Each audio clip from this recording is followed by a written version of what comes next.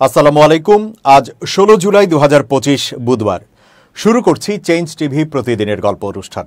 দর্শক, আপনাদের সঙ্গে রয়েছি আমি জাহিরুল ইসলাম টুটুল। শুরুতেই সংবাদ শিরোনাম। গোপালগঞ্জ রণক্ষেত্র, নিষিদ্ধ ছাত্রলীগের হামলায় 3 জন নিহত।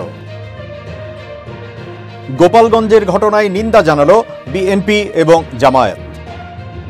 পতনের মুখে নেতানিয়াহু, ইসরায়েলে টালমাটাল পরিস্থিতি। এবার বিস্তারিত। গোপালগঞ্জে জাতীয় নাগরিক পার্টি এনসিপির সমাবেশ শেষে ফেরার পথে পুলিশ, সেনাবাহিনী ও স্থানীয় নিষিদ্ধ আওয়ামী লীগের নেতাকর্মীদের মধ্যে সংঘর্ষের ঘটনা ঘটেছে। এতে 3 জন নিহত হয়েছেন। এছাড়া 8 জন আহত হওয়ার খবর পাওয়া গেছে।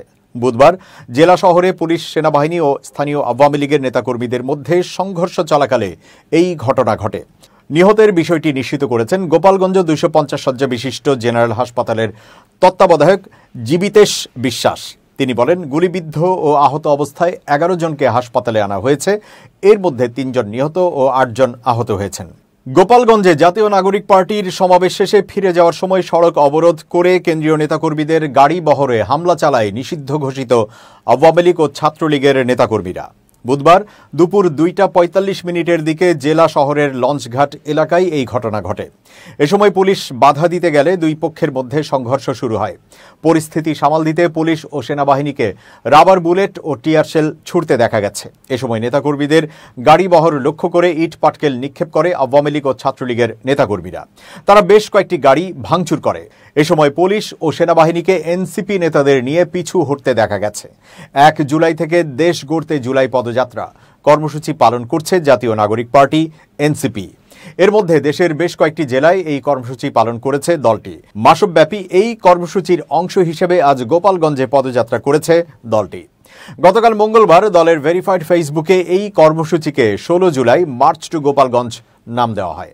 এই কর্মসূচি ঘিরে গোপালগঞ্জ সদরে আজ সকালে পুলিশের একটি গাড়িতে আগুন দেওয়া হয়েছে। হামলা করা হয়েছে সদর উপজেলা নির্বাহী কর্মকর্তার গাড়িতেও। সকালে সদর উপজেলার উলপুর এলাকায় পুলিশের গাড়িতে আগুন দেওয়া হয় বলে জানিয়েছেন সদর থানার ভারপ্রাপ্ত কর্মকর্তা মীর মোহাম্মদ সাজিদুর রহমান।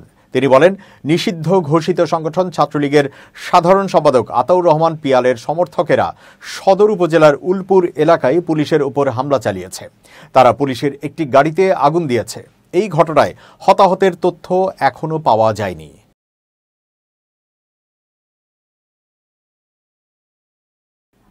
গোপালগঞ্জে সমাবেশ শেষে জাতীয় নাগরিক পার্টির পদযাত্রায় আবারও হামলা চালিয়েছে নিষিদ্ধ ছাত্রলীগের নেতাকর্মীরা।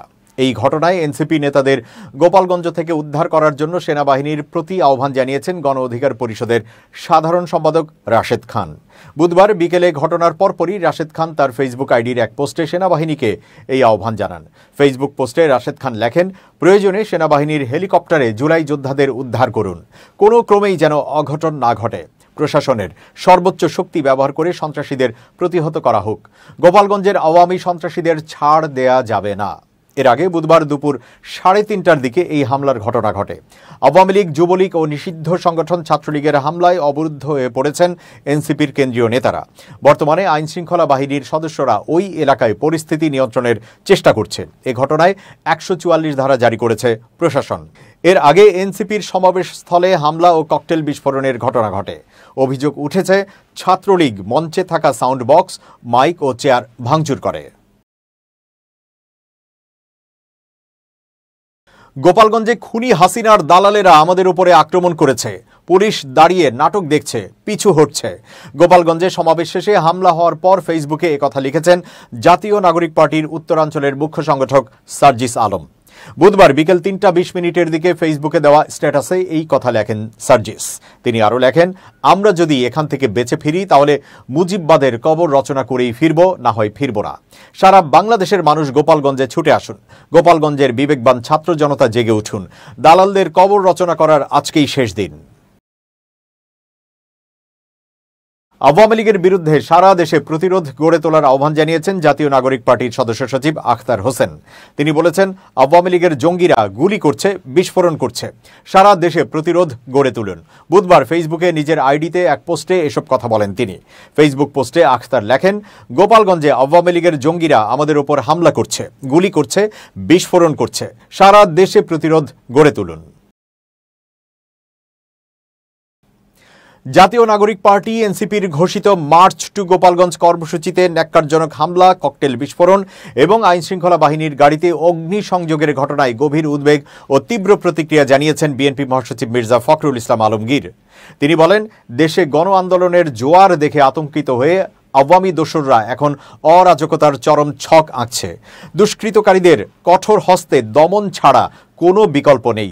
বিএনপির সহ দপ্তর সম্পাদক মোহাম্মদ মনির হোসেনের পাঠানো এক বিবৃতিতে মির্জা ফখরুল ইসলাম এসব কথা বলেন।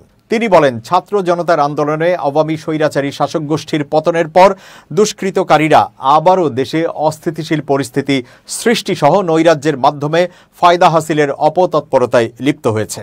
আজ গোপালগঞ্জে এনসিপির পূর্ব ঘোষিত কর্মসূচির ওপর বর্বরচিত হামলা, ককটেল বিস্ফোরণ, ইউএনও সহ আইন শৃঙ্খলা রক্ষাকারী বাহিনীর গাড়িতে অগ্নিসংযোগ ও পুলিশ সদস্যদের আহত করার বর্বর ঘটনা সেই অপতৎপরতারই বহিঃপ্রকাশ।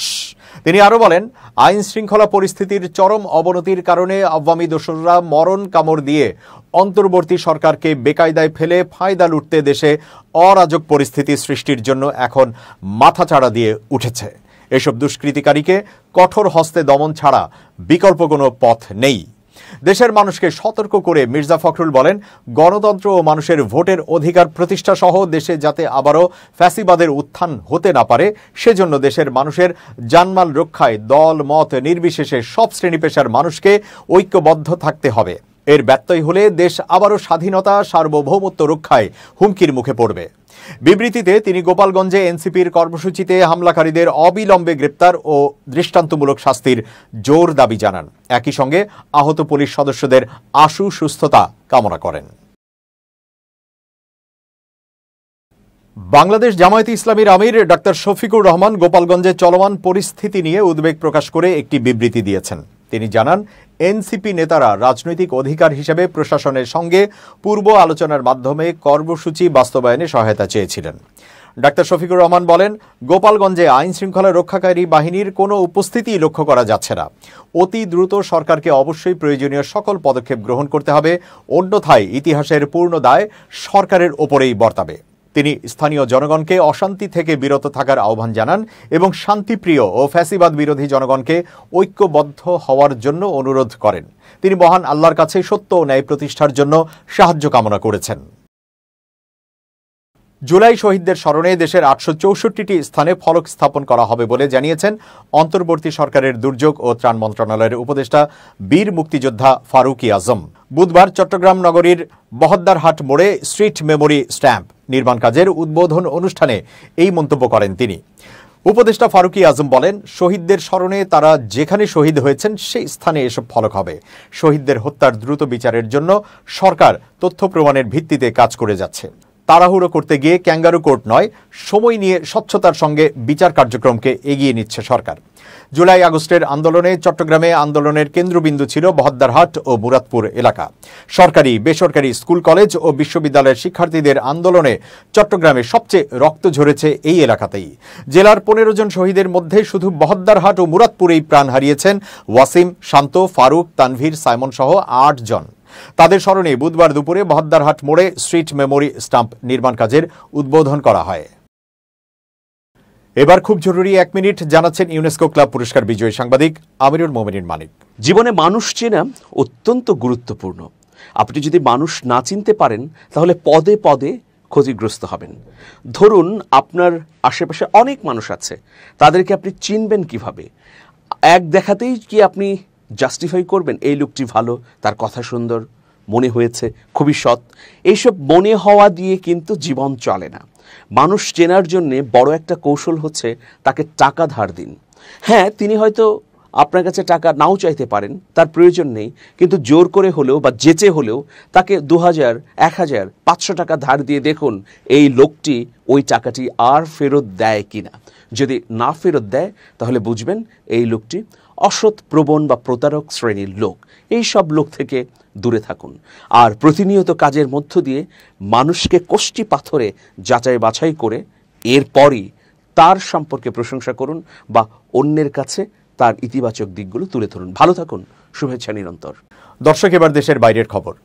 2024 সাল থেকে পাকিস্তানের পাঞ্জাব রাজ্যের আদিয়ালা কারাগারে কয়েদি হিসেবে আছেন পাকিস্তানের সাবেক প্রধানমন্ত্রী ও পাকিস্তান তেহরিকে ইনসাফ পিটিআইয়ের প্রতিষ্ঠাতা চেয়ারম্যান ইমরান খান। বর্তমানে পাকিস্তানের বিভিন্ন আদালতে তার বিরুদ্ধে যত মামলা চলছে তাতে হয়তো আরও বহুদিন এই কারাগারে থাকতে হবে। আদিয়ালা কারাগার সূত্রের বরাত দিয়ে পাকিস্তানের সংবাদ মাধ্যম জিও নিউজ জানিয়েছে, কিংবদন্তি ক্রিকেটার থেকে রাজনীতিবিদ বনে যাওয়া ইমরান খান কাগজে কলমে বি ক্লাস ক্যাটাগরিভুক্ত কয়েদি হিসেবে আছেন আদিয়ালায়, এবং কয়েদি হিসেবে তিনি এমন কিছু সুবিধা পাচ্ছেন যা অন্যান্য বি ক্লাস কয়েদিরা ভোগ করেন না।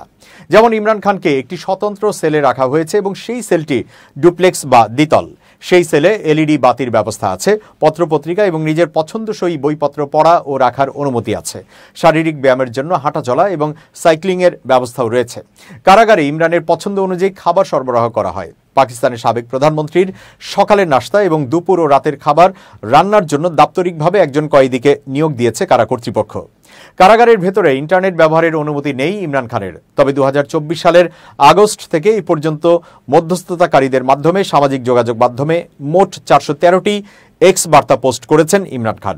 2024 সালের পার্লামেন্ট নির্বাচন, শিয়ালকোটের উপনির্বাচন এবং দলের অভ্যন্তরীণ নেতৃত্ব বাছাই সংক্রান্ত নির্বাচন প্রতিটি ইভেন্টে এক্স বার্তার মাধ্যমে দলের কর্মী সমর্থকদের নির্দেশনা দিয়েছেন তিনি। সংবাদ মাধ্যমেও তার উপস্থিতি উল্লেখযোগ্য।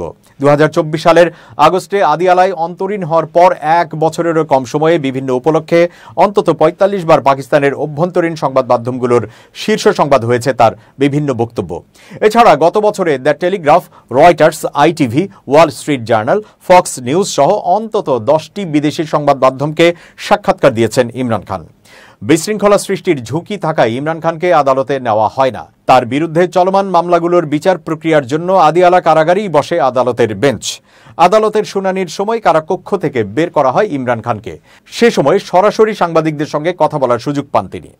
দর্শনার্থীদের সঙ্গেও সাক্ষাতে সেভাবে বাধা দেওয়া হয় না ইমরান খানকে। কারাগারের নথি থেকে জানা গেছে, গত 3 মাসে অন্তত 66 জন দর্শনার্থী ইমরানের সঙ্গে সাক্ষাৎ করেছেন। এই দর্শনার্থীদের মধ্যে পিটিআইয়ের বিভিন্ন স্তরের নেতা, পার্লামেন্ট সদস্য ও আইনজীবীরা রয়েছেন। কারাগারের ডাক্তাররা নিয়মিত তার স্বাস্থ্য পরীক্ষা করেন। মাঝে মাঝে দিনে 3 বার হয় এই পরীক্ষা। গত 2 সপ্তাহের মেডিকেল রেকর্ড থেকে জানা গেছে, ইমরান খান শারীরিকভাবে সম্পূর্ণ সুস্থ আছেন। প্রতিদিন কারাগারের বাইরে মুক্ত বাতাসে 2 ঘন্টা শরীর চর্চা করেন ইমরান খান। জিও নিউজকে কারা কর্তৃপক্ষ জানিয়েছে, পাকিস্তানের সাবেক প্রধানমন্ত্রীর নিরাপত্তা, স্বাস্থ্য ও আইন সিদ্ধ বৈধ অধিকার রক্ষা করতে তারা প্রতিশ্রুতিবদ্ধ।